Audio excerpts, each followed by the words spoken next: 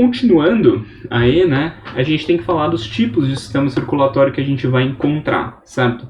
Então a gente vai encontrar dois tipos de sistema circulatório, certo?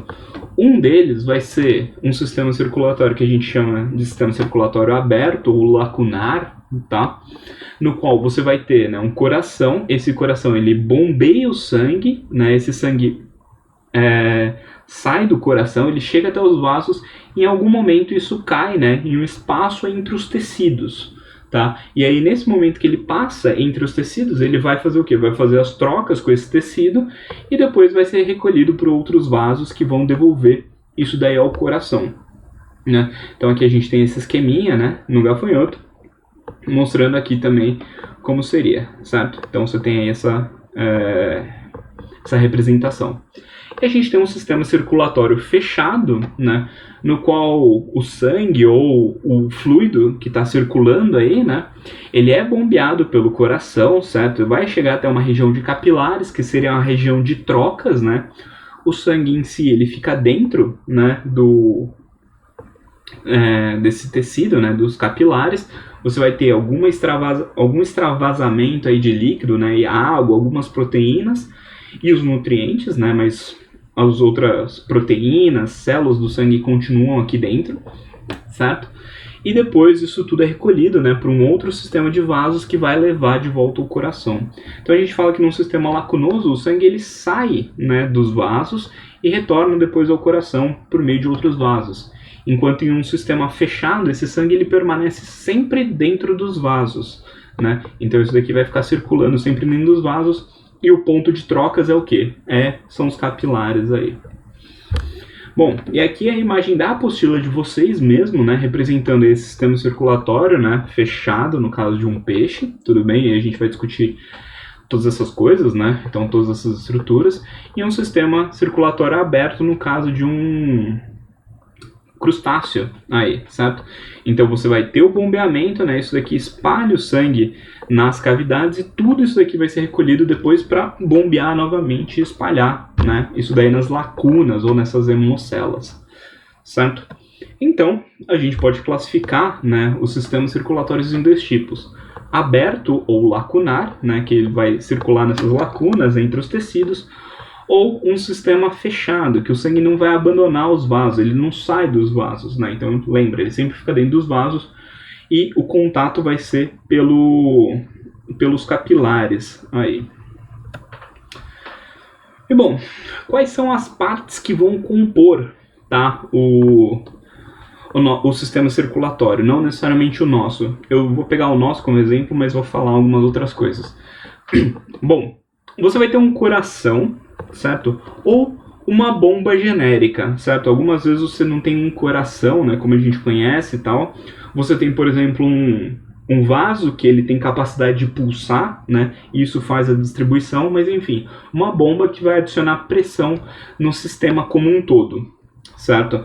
E é isso que vai possibilitar a movimentação do sangue ou do fluido, certo? E geralmente a gente vai ter vasos que podem ser maiores, menores, enfim, né? Então a gente vai ter uma bomba, um fluido circulante e vasos, né? E podem ser, como eu disse, maiores em extensão ou menores, dependendo do sistema circulatório, né? Se for um sistema circulatório fechado, eles vão ser geralmente maiores em extensão, porque eles vão ter que permear o corpo inteiro desse indivíduo, né?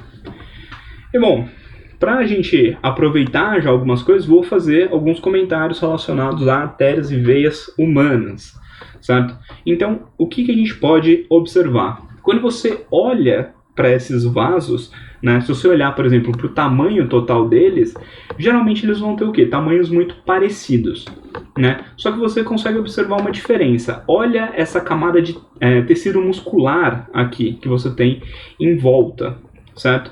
Então eu tenho endotélio, eu tenho tecido muscular e eu tenho tecido conjuntivo aqui fora. O que eu tenho na veia? Endotélio, tecido muscular também e tecido conjuntivo aqui fora. Então, a mesma estrutura. Só que no geral, o tecido muscular das artérias, ele é maior, certo? Como a gente pode ver aqui, certo? E o que acontece? Você tem uma diferença. Então, esse espaço da artéria interno, né, a luz desse vaso, ela é menor do que a luz de uma veia, né? Então, se eu pensar, por exemplo, em uma artéria e uma veia, né, não que existam esses tamanhos, mas só para a gente ter uma ideia, tá? Se você pensar numa artéria total de, por exemplo, 20 centímetros de diâmetro, né, de ponta a ponta, a luz por onde passa sangue, né, vamos supor, é 5 centímetros. Tá? Então 20 centímetros, 5 centímetros por onde está passando sangue. Em uma veia, também de 20 centímetros, por onde passa o sangue vai ser maior, vai ser, por exemplo, 12 centímetros ali onde passa sangue. Tá? Só para a gente ter noção que essas coisas são um pouco distintas. Tá? E o que acontece? Nas veias a gente também vai ter essa estrutura que é uma válvula ou pode aparecer como válvula, dependendo, tá, de onde vocês estiverem vendo. Mas o mais correto seria a válvula. Isso tem uma relação com o retorno venoso que a gente vai ver lá na frente, quando a gente estiver falando de circulação humana, principalmente. Certo? E aí, a gente tem os capilares, né, que são vasos menorzinhos, em diâmetro total, certo? E a gente vai observar só uma camada de tecido conjuntivo e o endotélio, tá? Então não existe aquela camada muscular em volta dessa estrutura, certo? Então é uma estrutura mais delicada, mais fina aí. E isso que acaba possibilitando, né, também a passagem de água, né, e nutrientes por esse espaço para nutrir o tecido onde esse capilar vai se encontrar. Né? E a Mantovani, onde vai ter o capilar? Bom, pense em alguma parte do seu corpo. Lá tem capilar, certo? Talvez em maior quantidade ou menor quantidade, né? Tirando cartilagem, que é um tecido muito pouco vascularizado, né? A cartilagem em si, basicamente qualquer outro lugar que você pensar, você vai conseguir encontrar, né? Tanto que se você cortar, né, basicamente qualquer parte do seu corpo, você vai sangrar, né? Justamente porque tem capilares, tem tecido sanguíneo ali em tudo quanto é canto. Bom, e aí o que acontece? Eu tenho que falar dos tipos de sangue, né? E isso daqui é uma grande merda, tá? Por quê? Esses nomes são ruins, por isso o palavreado, tá? Desculpa aí, gente. Por quê? Sangue arterial, qual é a primeira coisa que você vai pensar? Que esse sangue está em uma artéria. Isso está errado, tá? Ah, Mantovani, mas sangue arterial não vai estar na artéria? Na maior parte das vezes eu poderia falar que sim, até, mas existem exceções, então você tem que tomar cuidado. Então o que é um sangue arterial? É um sangue que está numa artéria? Não, é um sangue que tem alta concentração de O2, né? E aí, quando você mede, por exemplo, a concentração de O2 na sua aorta, realmente você vai encontrar esse O2 elevado. Se você pegar em outros lugares, né, do nosso corpo, por exemplo, na sua artéria radial, se eu não me engano, que é a do braço, você também vai encontrar alta concentração de O2. Mas isso não vale para todas as artérias. Se você estiver olhando para a artéria pulmonar, por exemplo, isso muda. Então a concentração é baixa de O2. Certo? E bom, eu tenho lá sangue venoso. Tudo bem? Que é um sangue que não está, por exemplo, nas suas veias só. Tá? Então você também encontra artéria com sangue venoso, como o caso da nossa artéria pulmonar, tudo bem? Então, aqui, né, você tem uma artéria com sangue venoso, então a artéria pulmonar tem sangue venoso. E tem uma veia com sangue arterial também, que é a veia pulmonar. Calma, quando chegar lá, eu vou lembrar tudo isso para você, tá? E esse sangue venoso tem o quê? Uma baixa concentração de O2, tudo bem? Aqui a setinha, o professor esqueceu de inverter. Tá? Então seria uma baixa concentração, uma setinha para baixo, tudo bem? Então, sangue arterial, alta concentração de O2. Sangue venoso, baixa concentração de O2. No geral, isso é acompanhado de uma alta concentração de CO2, como você pode observar na sua apostila, né? Ele está falando lá, sangue arterial, alta concentração de oxigênio. Sangue venoso, alta concentração de CO2. Tudo bem? Então, dá pra gente pensar também nas concentrações de O2 se o metabolismo estiver acontecendo, né, de forma normal, sem grandes diferenças aí, ou sem grandes problemas. A gente pode pensar só nas concentrações de O2 também. E aí a gente tem que lembrar dos tipos de circulação. Por quê? Quando você fala de circulação, uma das possibilidades é eles falarem de circulação nos cordados, né, como um todo. E na aula de cordados eu já vim comentando com vocês essas coisas, né, para tentar deixar isso mais prático justamente nesse momento. Então vamos lá, eu separei isso daqui em grupinhos, né? Então você pode ver simples e dupla, incompleta e completa. Porque simples e dupla são coisas que eu comparo, incompleta e completa são coisas que eu comparo também, certo? Não faz sentido eu comparar, por exemplo, uma circulação simples com uma incompleta, né? Não são os parzinhos aí que eu estou fazendo de comparação. Uma circulação ela pode ser simples e pode ser completa, tá? Então vamos lá. O que é uma circulação simples? Que só vai passar uma vez pelo coração, tá? E aí, daqui a pouco, eu comento mais sobre isso, tá? Então, uma passagem pelo coração, eu encontro isso daí em peixes, né? Que só tem um átrio, um ventrículo. O que é uma circulação dupla? Isso passa duas vezes pelo coração, né? Então, chega no átrio, passa para um ventrículo, vai para o órgão de trocas, volta para um átrio, passa em um ventrículo e vai para o resto do corpo. E aí eu vou olhar para todos os outros vertebrados, né? Então anfíbios, répteis, aves e mamíferos têm dupla circulação, certo? Então você pode classificar uma circulação entre simples ou dupla, tá? E você pode classificar essa circulação também como incompleta ou completa. Então você sempre vai colocar duas dessas coisas, simples ou dupla e incompleta ou completa, tudo bem? Então você pode ter uma circulação, por exemplo, simples e completa, dupla e incompleta, dupla e completa, tá? O que é uma circulação incompleta? É uma circulação no qual eu tenho mistura daqueles sangues arterial e venoso, tá? Então eu pego aquele sangue rico em oxigênio, aquele sangue pobre em oxigênio e misturo os dois. Que é o que eu observo em anfíbios e répteis, tá?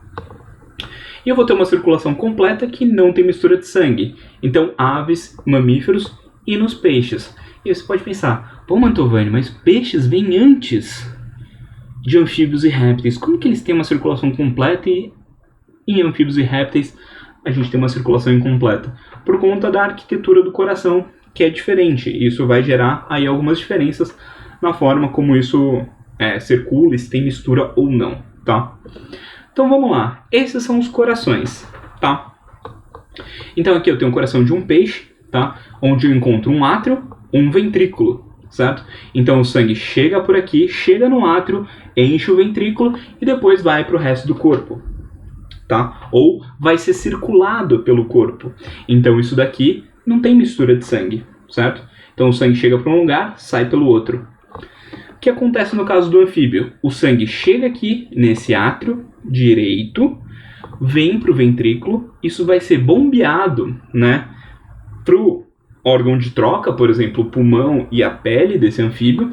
Isso chega no átrio esquerdo e aí vem para o ventrículo. Então eu tenho dois átrios que estão recebendo sangue de partes diferentes do corpo, certo? E eu só tenho um ventrículo. Então aqui eu tenho o que? A mistura de sangue. Tá? Então por isso que esse sangue é misturado, por isso que essa circulação é incompleta, tá? No caso dos répteis, o que vai acontecer? O sangue chega, né, novamente no átrio direito, passa para o ventrículo e o que você pode observar é que tem o início de uma separação, de uma septação aqui, mas ainda existe um buraco, tá? Isso daqui é bombeado para o órgão de troca gasosa, isso chega no átrio esquerdo, vem para o ventrículo, tem a mistura de sangue e é bombeado para o resto do corpo, certo? Então, por isso que a gente fala que essas duas circulações de anfíbios e répteis são incompletas, tá? Répteis, a gente divide isso daí em crocodilianos e não crocodilianos, geralmente, né? Em crocodilianos você tem essa septação completa, mas continua tendo mistura de sangue. Então, por conta disso, os vestibulares, né, tanto FUVEST, Unicamp e Enem, geralmente vão trabalhar com réptil dessa forma aqui. Então, com mistura de sangue, ponto. Tá? Por isso, um coração tricavitário, né? 2 átrios, um ventrículo só, com mistura de sangue. E aqui a gente tem o quê? 2 corações são tetracavitários, então que são divididos em 4 cavidades e eu não tenho mistura de sangue, que é o caso de aves e mamíferos, tá? Não dá para reconhecer de fato aqui quem é ave e quem é mamífero, tá? Eu poderia falar muito bem que isso daqui é mamífero e que isso é ave. Você pode ver que o desenho é o mesmo, eles só duplicaram e colocaram separado, tá?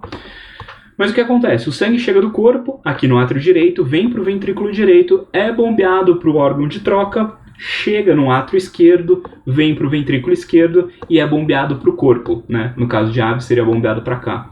No caso de mamíferos, mesma coisa. Chega no átrio direito, vem para o ventrículo direito, é bombeado para os pulmões, né? O órgão de trocas, chega no átrio esquerdo, vem para o ventrículo esquerdo e é bombeado para o corpo. Certo? Mas tô vendo, você tá maluco, você tá falando direita, esquerda e você só errou, né? Você tá falando do lado errado.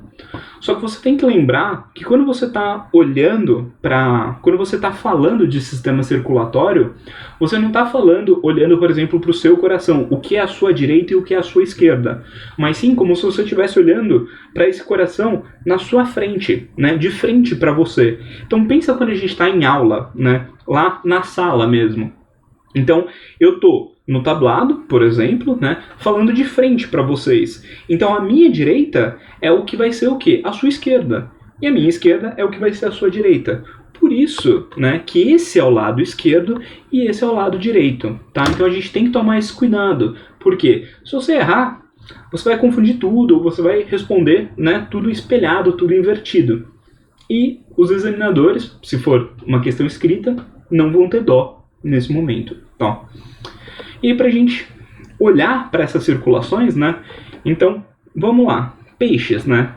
Então, como o peixe tem o quê? Um átrio e um ventrículo, isso é bombeado para as brânquias, então isso vai ter trocas, né, nas brânquias, e depois vai ter o quê? Vai ser levado, né, pelo bombeamento que o coração realizou para os capilares do sistema, que vão realizar as trocas com os tecidos desse peixe, e depois vão voltar para o coração.